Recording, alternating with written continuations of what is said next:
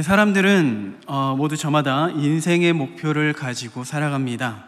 그리고 그 뜻을 이루기 위해서 노력하고 애를 쓰죠. 우리에게 조금 다른 점이 있다면요, 우리는 믿는 그리스도인이기 때문에 내 힘으로 하려고 하지만은 않습니다. 하나님의 도우심을 구하죠. 그리고 하나님, 저의 꿈이 이러이러합니다. 이러한 사람이 되게 해주시옵소서.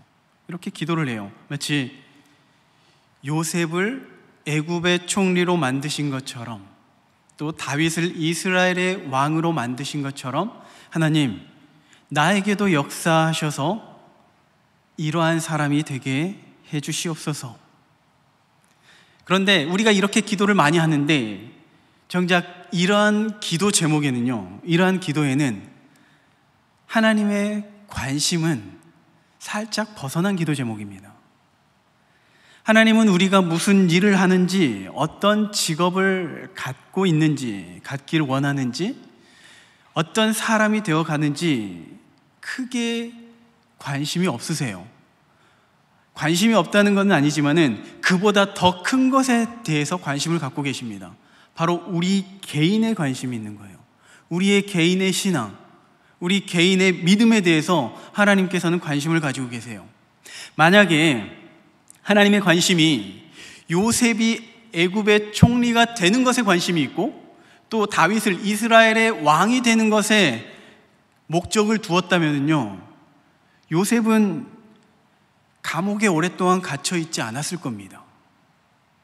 다윗도요, 분명히 기름 부음을 받았거든요. 그러면 왕 될 만하잖아요. 그런데 하나님께서는 바로 그를 왕으로 삼아주시지 않고 도망자의 삶을 살게 하세요. 총리가 되는 것보다, 왕이 되는 것보다 더 중요한 것, 하나님의 사람이 되는 게 훨씬 더 중요하게 생각하기 때문에 그래요. 우리도 마찬가지입니다. 우리를 향한 하나님의 계획을 다 가지고 계세요. 그런데 그 계획 중에 분명 누군가는 어떤 직업을 가지고 또 어느 곳에서 살고 무슨 일을 하는지 분명히 그 안에서도 하나님의 뜻대로 이루어지지만 그보다 더 관심 있는 것은, 우리 에베소서 4장 13절 말씀 보겠습니다. 우리가 다 하나님의 아들을 믿는 것과 아는 일에 하나가 되어 온전한 사람을 이루어 그리스도의 장성한 분량이 충만한 데까지 이르기를, 하나님은 여기에 관심이 있는 거예요. 우리 한 사람 한 사람이, 옆에 계신 한 사람 한 사람이 그리스도의 성품을 닮아가는 것, 예수님까지는 아니더라도 그래도 영적으로 성숙하기를 원하시는 것이 바로 하나님의 계획이고, 또 그 일을 위해서 하나님께서는 지금도 일을 하고 계신다는 겁니다. 심지어는요, 이 사람은 도저히 하나님께서 도와주시지 않을 것 같은 그러한 사람이라 할지라도, 그 사람이라 할지라도 하나님께서는 그를 도우세요. 그를 인도하세요. 그리고 하나님의 사람으로 만들어 가십니다. 오늘 그가 바로 우리가 본문에서 읽은 삼손입니다. 일단 삼손에 대한 우리가 이야기를 들으면요, 기대감이 있어요. 앞선 13장의 그 내용을 다시 한번 언급하자면요, 하나님의 사자가 친히 나타나셔서 삼손의 출생을 예고합니다. 지금까지 사사들 중에 이러한 사사는 없었어요. 성경 전체를 살펴보더라도요, 예수님을 포함해서 손에 꼽을 정도입니다. 삼손은 태어나기도 전에 나실인으로 선택을 받은 그러한 사람이에요. 출생부터 클래스가 다릅니다. 또 삼손이 받은 그 능력, 그 지혜, 다른 누구와도 비교가 되지 않는 은혜예요.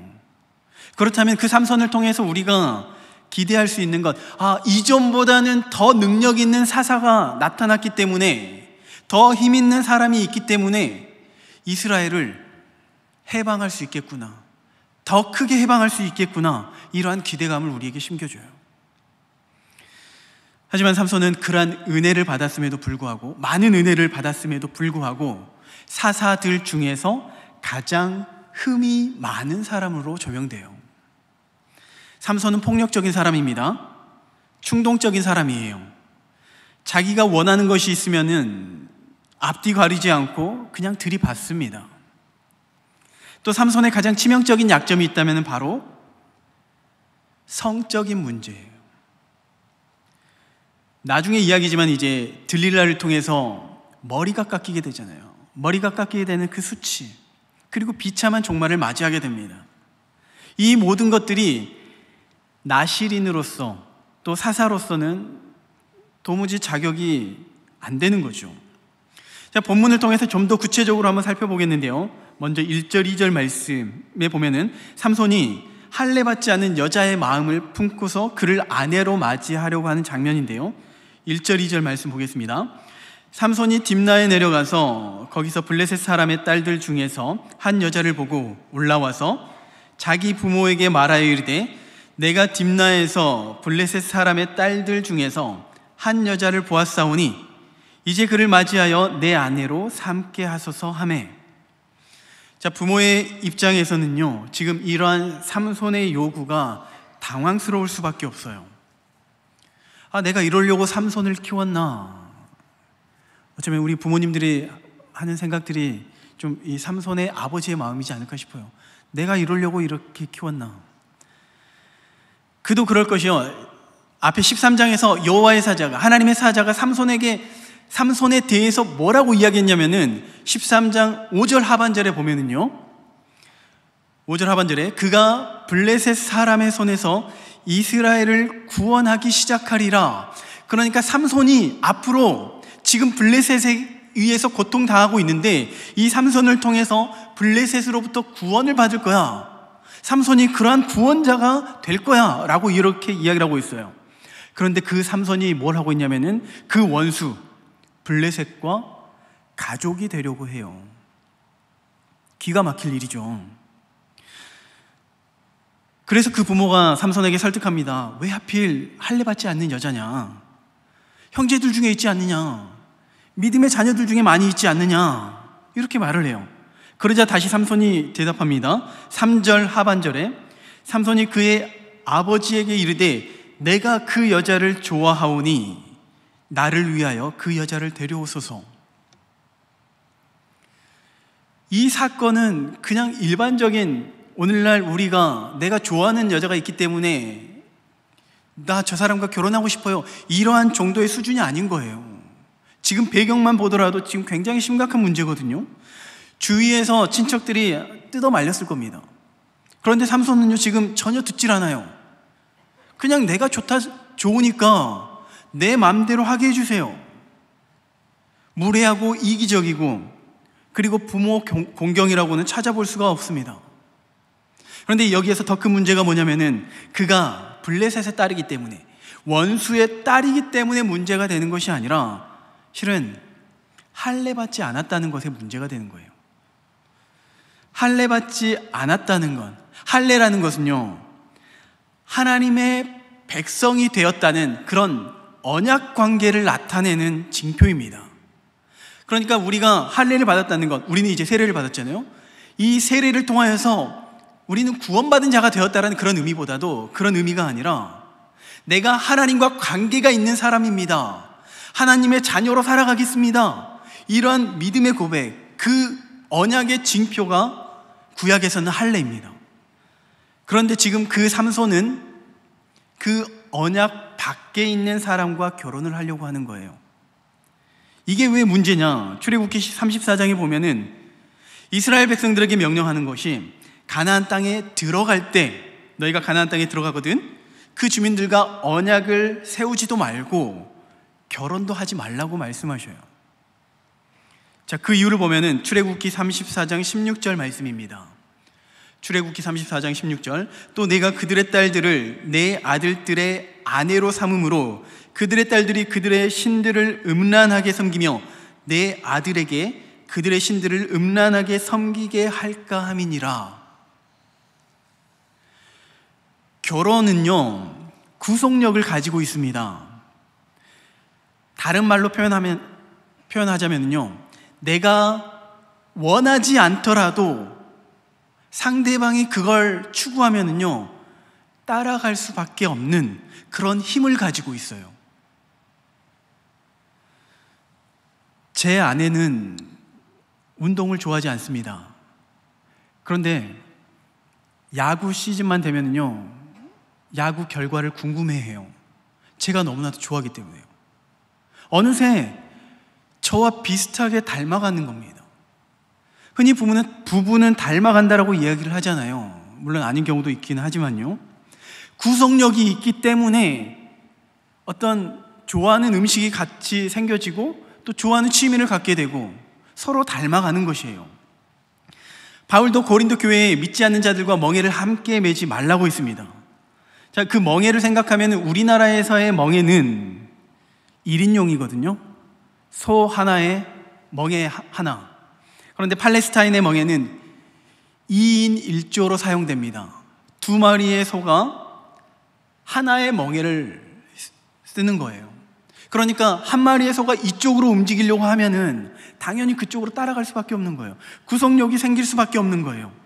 출애굽기에서와 마찬가지로 믿지 않는 자와의 결혼은 우리가 가진 하나님을 향한 믿음과 사랑과 충성을 약화시키는 겁니다. 그렇기 때문에 믿지 않는 자와 멍에를 매지 말라고 해요.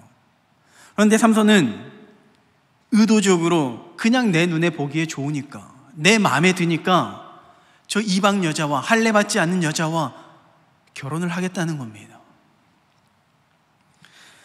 물론 이러한 결혼 이야기를 하면 누군가는 이렇게 말할 수가 있어요. 주위에 믿지 않는 사람과 결혼을 했는데 행복하게 잘 살고 또 지금도 예수님 잘 믿고 행복해 보이던데요. 아마 어쩌면 우리 주위에도 좀 그런 사례가 있지 않을까 싶어요. 이걸 어떻게 설명할 겁니까? 자, 그 비슷한 이야기가 성경에 기록되어 있습니다. 바로 룻기의 그러한 이야기가 나와요. 룻은 이방 여인입니다. 하나님을 알지 못하는 그런 여인이었어요. 그런데 그가 어찌했던 믿음의 가정에 시집을 오게 되죠. 그 과정 속에서 가정이 풍비박산 나고 난리가 났지만 결국에는 룻은 믿음의 여인이 됩니다. 그리고 그의 삶에는 보아스가 나타나서 행복한 가정을 꾸리게 돼요. 이건 어떻게 설명할 거냐 이거예요. 답은 하나입니다. 그럼에도 불구하고 하나님께서 우리에게 은혜를 베푸신 거죠. 하나님의 은혜 아니고서는요, 설명할 길이 없어요. 대개의 경우에는 믿지 않는 남편과 믿지 않는 아내와 살게 되면요, 엄청 고생을 해요. 한 번은 신앙을 포기했던 그런 한 할머니를 만난 적이 있습니다. 제가 청년 때 제주도 전도 여행을 간 적이 있었어요. 복음을 전하다 집집마다 이제 들어가면서 방문하면서 복음을 전했죠. 그리고 나이가 지긋하게 드신 할머니를 만났는데 그 할머니에게 복음을 전했습니다. 사형리를 전했거든요. 할머니, 하나님은요 할머니를 사랑하세요. 그리고 할머니를 향한 놀라운 계획을 가지고 계세요. 자, 여기까지 복음을 전했습니다. 앞으로 해야 할 이야기들이 많이 있죠. 그런데 그 할머니가 우는 거예요. 왜 울었을까요? 그러면서 본인 이야기를 하는 겁니다. 자신은 청년 때 열심히 신앙생활했고 예수님도 잘 믿었대요. 그런데 좋아하는 남자가 생기고 그 사람과 결혼을 했고, 그런데 결혼하고 나서 보니까 그의 시부모님은 믿지 않아요. 교회 가는 것을 반대해요. 남편도 결혼 전과 결혼 후에 마음이 바뀐 것 같습니다. 교회 가는 걸 싫어해요. 어찌다 보니까 눈치를 보면서 살아요. 그리고 그의 인생에서 예수님은 더 이상 자리하지 않는 것처럼 여겨졌습니다. 수십 년의 세월이 지났어요. 그리고 저희를 만난 거죠. 복음을 전하는 청년들을 만나서 사형리를 전하고 하나님께서 당신을 사랑하신다고 하니까 눈물이 흐르는 겁니다. 믿지 않는 자와 멍에를 맨다는 건요, 생각하는 것만큼, 우리가 생각하는 것보다 훨씬 더 힘들고 어려운 고난의 길이라는 거예요. 부디 우리 청년들은요, 믿음의 사람과 결혼할 수 있기를 축복합니다. 믿음의 배우자를 위해서 지금부터 기도하시기를 바랍니다. 어쨌든 그럼에도 불구하고 소망이 있는 것은 하나님은 선하신 분이시라는 거예요. 우리의 불순종조차도, 우리의 불순종 때문에 하나님의 마음은 아프시지만 하나님은 그러한 우리의 연약함조차도, 우리의 악함조차도 선으로 바꾸시는 거예요. 그 이야기가 삼손의 이야기인 겁니다.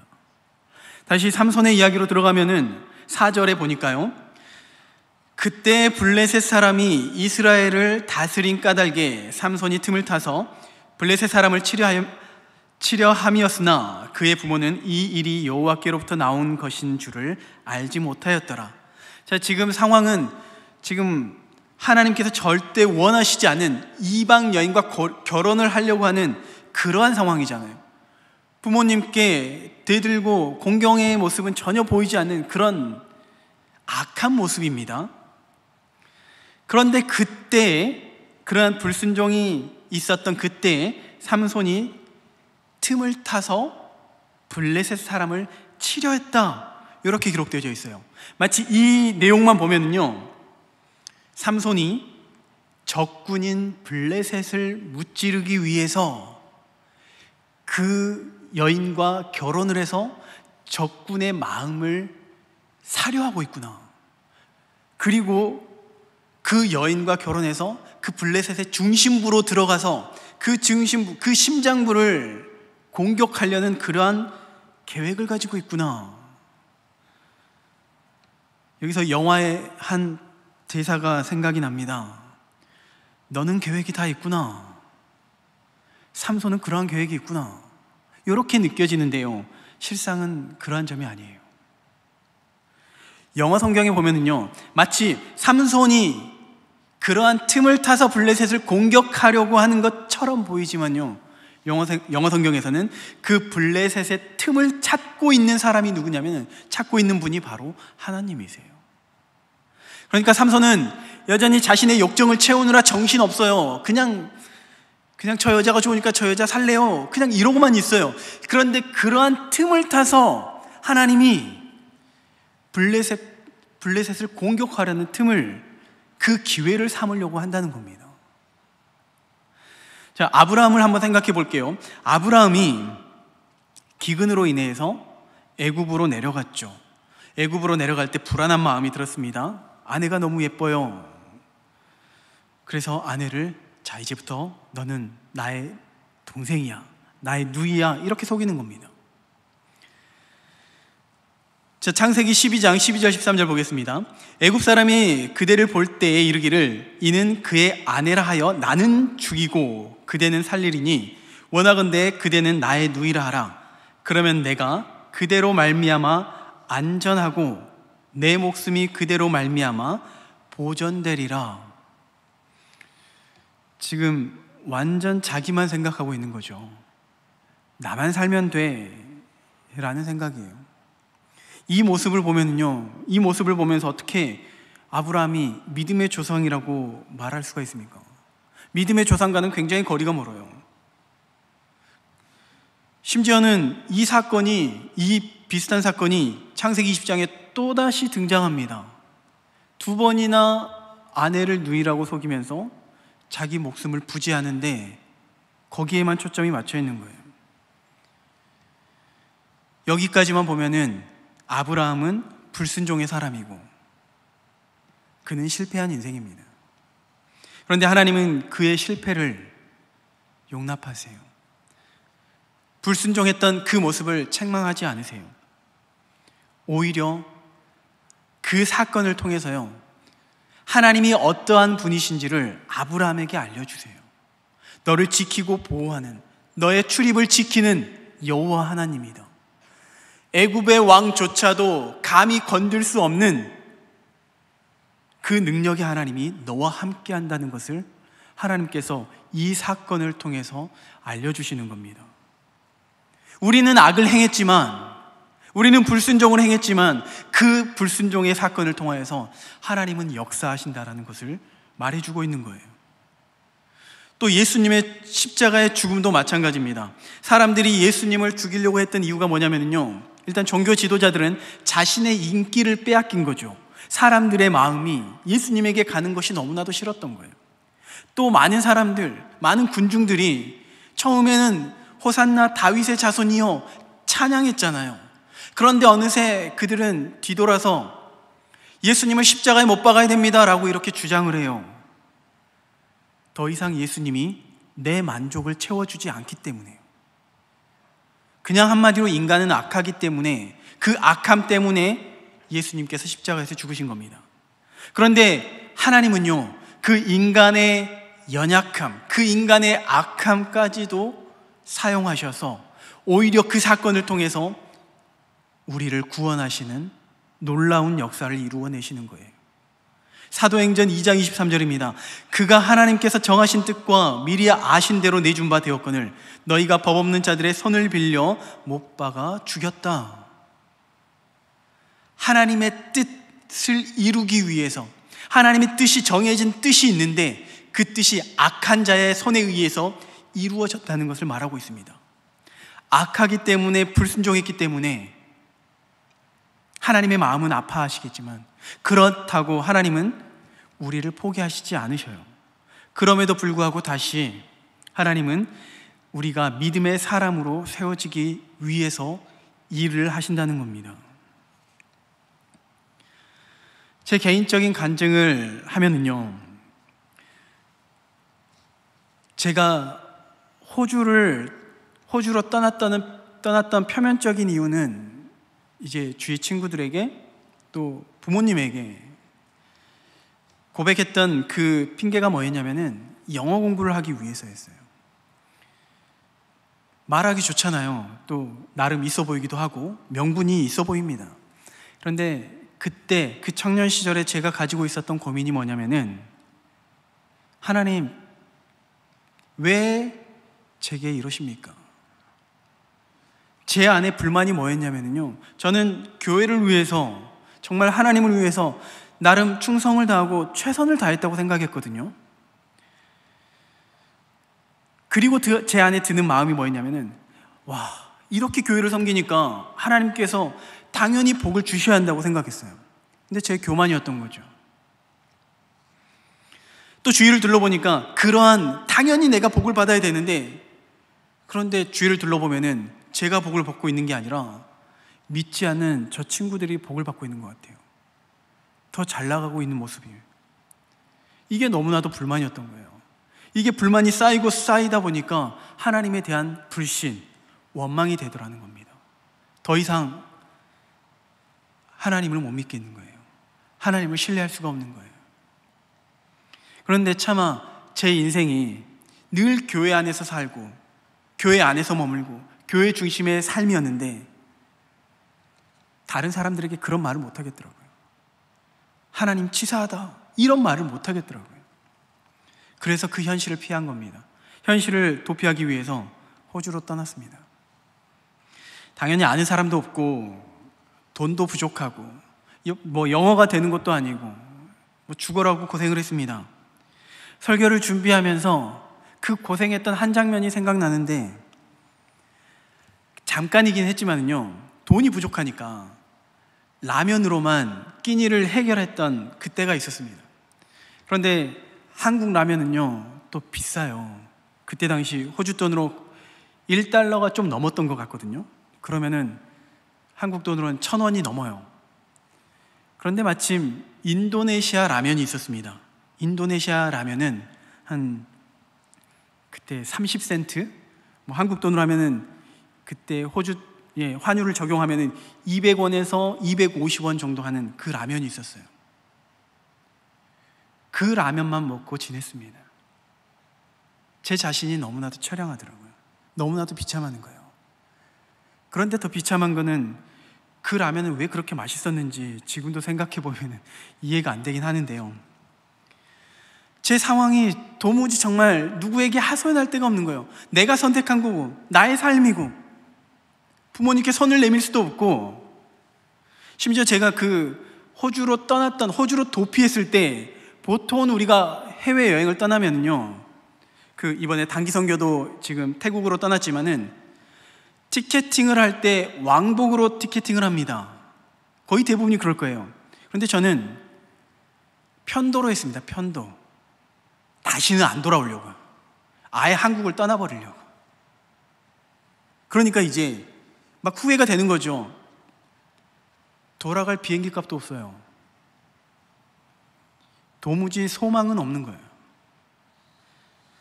그러면서 정말 죽고 싶다는 생각을 정말 많이 했습니다. 이 비참한 인생, 살아서 무엇을 하나. 그런데 그렇게 하나님을 원망하던 그때에 제 자신을 보면서 실패했고 정말 망해버린 인생이었다고 생각했던 그 사건에 하나님이 만나주시고요, 오히려 하나님은 그 사건을 통해서 저를 목회자로 부르신 그러한 계기가 되었습니다. 우리는 흔히요, 교회 안에서 말씀에 순종하고 교회에 봉사하고 또 하나님께서 예뻐하실 만한 그런 행동을 하면은 하나님께서 그제서야 우리를 사랑하시고 우리에게 복을 주시고 좋은 것을 제공해 주실 거라고 생각해요. 그런데 그렇지만은 않습니다. 실상은 우리가 어떠한 자격이 있기 때문에, 우리 어떤 공로 때문에 하나님께서 우리에게 은혜를 주신 것이 아니에요. 그냥 하나님의 백성이기 때문에, 하나님의 자녀이기 때문에 하나님의 일방적인 사랑을 우리에게 보여주시는 겁니다. 삼손의 경우가 마찬가지인 거예요. 비록 그의 행동은 정말 악한 행동이었죠. 불순종한 행동이었지만 오히려 그 사건을 통하여서 하나님께서 역사하신다는 거예요. 그리고 또 오늘 본문에 등장하는 또 하나의 사건, 삼손이 사자를 무찌르는 사건이 등장하는데, 자, 삼손이 불순종한 이후에 어떠한 사건이 벌어지냐면은 5절에 삼손이 그의 부모와 함께 딥나에 내려가 딥나의 포도원에 이른즉 젊은 사자가 그를 보고 소리 지르는지라. 자, 젊은 사자가 삼손과 그의 부모를 보고 소리를 질렀습니다. 모르긴 해도 반갑다고 소리 지르는 건 아닌 것 같아요. 자, 우리가 사자를 생각해 보면은요, 우리가 생각하는 사자는 대부분이 동물원에서 먹이를 받아 먹는 그러한 사자입니다. 움직임이 거의 없죠. 움직이려고 하지 않는 그런 게으른 사자가 떠올라요. 그리고 조금 경험이 있다면은 사파리 체험에서 또 나름 조금 울어주고 또 겁도 주고 하는 그런 사자를 보긴 했을 거예요. 그런데 공통점이 뭐냐면은 그 사자들은요, 우리에게 어떠한 해도 끼칠 수가 없어요. 그렇기 때문에 실상은 무섭지가 않아요. 그런데 야생의 사자가, 그것도 길에서, 길 복판에서 그 사자를 만난다면요, 정말 끔찍한 사건입니다. 삼손이 지금 그러한 위험한 상황에 노출되어 있는 거예요. 그런데 그때 6절 말씀입니다. 여호와의 영이 삼손에게 강하게 임하니 그가 손에 아무것도 없이 그 사자를 염소 새끼를 찢는 것 같이 찢었으나 그는 자기가 행한 일을 부모에게 알리지 아니하였더라. 자, 여호와의 영이 삼손에게 강하게 임하였습니다. 여호와의 영이 임하여서 사자를 무찌를 수가 있었죠. 그 위기를 벗어날 수가 있었죠. 여기서 한번 생각해 보겠습니다. 지금 하나님의 은혜가 삼손에게 임했죠. 하나님의 능력이 임한 겁니다. 보통 우리가 생각하는, 앞서 얘기했던 것처럼 하나님의 은혜가 우리에게 임하려고 하면은, 임한다고 하면은 그 조건이 뭐예요? 자, 우리에게 위험한 순간이 있습니다. 그 위험의 순간에 우리는 무엇을 하죠? 어려운 일이 닥쳤습니다. 그러면 우리는 무엇을 합니까? 기도를 하죠. 주여, 도와주세요. 주여, 저 사자를 쫓아내 주세요. 그러한 기도가 있어야 되겠죠. 그런데 삼손은 기도하지 않아요. 그렇다면은 삼손이 평소에 경건한 삶을 살아서 하나님께 영광 돌리는 그러한 사람이었는가? 그런데 그러한 사람이 아니었잖아요. 우리가 본문을 봐서도 충분히 알잖아요. 하나님께서 은혜를 베푸실 이유가 하나도 없는 거예요. 우리 생각에는 하나도 없는 거예요. 그럼에도 불구하고 하나님께서 은혜를 베푸신 이유는 그가 하나님의 백성이기 때문에 그래요. 그를 통하여서 하나님의 뜻이 있기 때문에 그렇습니다. 사사시대의 이스라엘 백성들을 한번 생각해 보면요, 사실은 삼손의 그 모습 자체가 이스라엘의 영적인 상황이거든요. 죄를 범하고 하나님께서 구해주시죠. 건져주시죠. 그런데 또 죄를 범하고 반복되는 그런 죄 가운데 지치실만 하잖아요. 포기할만 하시잖아요. 그럼에도 불구하고 하나님은 이스라엘 백성들을 구원하세요. 그들이 회개했기 때문에? 아니요. 그들의 회개는 거짓된 회개입니다. 이유는 단 하나예요. 하나님의 백성이기 때문에 그렇습니다. 하나님의 자녀이기 때문에 그런 거예요. 우리가 지금 이 자리에서 은혜롭게 하나님께 예배를 드리고 있는 그 이유는요, 우리가 우리의 공로가 있고 교회를 위해서 헌신했고 나름 노력을 했기 때문이 아니라는 거예요. 하나님의 도우심이 없었다면요, 우리는 이 자리에 있을 수가 없었습니다. 이미 사탄의 도구가 되고 사탄의 계략에 의해서 사탄의 밥이 되었을 거예요. 우리도 모르는 사이에 하나님께서는 우리를 지키고 계셨다는 겁니다. 그 하나님의 손이 우리와 함께 계셨다는 것을 이야기를 하고 있는 거예요. 매 순간마다요, 하나님이 우리와 함께 하시고 하나님이 지금도 우리를 도우시고 우리를 인도하고 있다라는 것을, 인도하고 계신다라는 것을 깨닫는 은혜가 우리 안에 있기를 소망합니다. 그래서 날마다 우리의 삶 속에서 하나님을 찬양하고요, 하나님께 영광 돌리는 그런 복된 인생이 되기를 간절히 바라요. 그런데 이 말씀을 들으면서 그러면은 이제부터 나는 기도할 필요도 없고 말씀에 순종할 필요도 없겠구나, 뭐 그렇게 하지 않아도 하나님께서 지켜주시고 보호해 주는데 수고하지 않아도 되겠구나, 이런 생각이 들지도 몰라요. 그런데 장담하건대요, 그러한 생각을 가지고 살아가는 사람들이라면요, 더 많은 하나님의 은혜가 있을 겁니다. 더 많은 하나님의 은혜가 있는데 그 하나님의 은혜가 어떻게 우리에게 임하냐면요, 하나님의 징계를 통하여서 임할 거예요. 다윗이 시편의 고백을 통해서 하나님을 뭐라고 비유하냐면요, 목자로 비유해요. 목자로. 그리고 자신을 양으로 비유합니다. 하나님은 여호와는 나의 목자시고 나는 그의 어린 양이라고 비유해요. 다윗이 어렸을 때 목동이었기 때문에 그 양들의 습성을 너무나도 잘 알아요. 양은 너무나도 어리석습니다. 이기적이에요. 그리고 시력도 약하기 때문에 목자가 없으면 죽을 수밖에 없어요. 바른 길로 갈 수가 없어요. 그런데 그때 다윗이 그 목자로서 목동으로서 양을 칠 때 그 양을 어떻게 쳤는지를 생각하는 거예요. 양이 분명히 다윗이 원하는 방향이 있었을 거예요. 이쪽으로 가면은 푸른 초장으로 가기 때문에 이쪽으로 인도를 해야 돼요. 그런데 그 양이 말을 안 듣죠. 이쪽으로 가려고 해요. 그 다윗이 뭐라고 했을까요? 양에게 가서 양아 이쪽은 죽음의 길이니 그쪽으로 가면 안 된다, 이렇게 설득했을까요? 지팡이가 있으니까 그냥 지팡이로 때리는 거죠. 이쪽으로 가면 안 돼. 그리고 양이 이쪽으로 가면, 또 반대쪽으로 가면 또 그쪽으로 가면 안 돼. 또 때리는 거죠. 맞는 양의 입장에서는 기분이 나쁠 수도 있어요. 하필 맞은데 또 맞을 수가 있기 때문에. 네. 그런데 하나님의 인도하심을 돌아보니까 나를 그렇게 인도하더라는 겁니다. 하나님의 은혜가 뭐냐면은 하나님의 징계를 통하여서 우리가 불순종하고 죄악 가운데 있을 때 그 지팡이를 통해서 우리를 바른 길로 인도하시더라는 겁니다. 우리도 그렇습니다. 우리는 하나님의 자녀이죠. 하나님을 믿는 백성으로서 하나님께 영광을 돌리는 그러한 삶을 살아나가기를 원합니다. 그런데 우리는 연약하기 때문에 하나님의 자녀임에도 불구하고 성도임에도 불구하고 우리는 자꾸 시선을 세상에 빼앗길 때가 있고 이기적인 우리의 욕심의 마음을 빼앗길 때가 있습니다. 그때 하나님은 우리를 징계하시고 우리를 다시 건져주세요. 그리고 우리를 그리스도의 장성한 분량에 이르도록 인도하십니다. 한순간 인도해 주시는 것이 아니라, 방향을 제시해 주시는 것으로 끝나는 것이 아니라, 매 순간순간마다 하나님께서는 우리를 인도하신다는 거예요.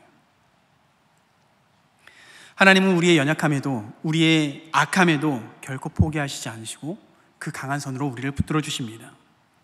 바라기는요, 우리 사랑하는 모든 성도님들이 그 하나님의 인도하심을 따라서, 그 하나님의 은혜 안에서 하나님의 능력을 경험하고 하나님께 영광을 돌리는 삶이 되기를 소망합니다. 그리고 이왕이면은 그 하나님의 손에 붙들림 바 되어서, 그 하나님의 손에 붙들림 바 되어서 그 손에 맞지 마시고, 손에 맞지 마시고 순종하면서 기쁨으로 하나님과 동행할 수 있는 그러한 한 해가 될 수 있기를 간절히 소망합니다.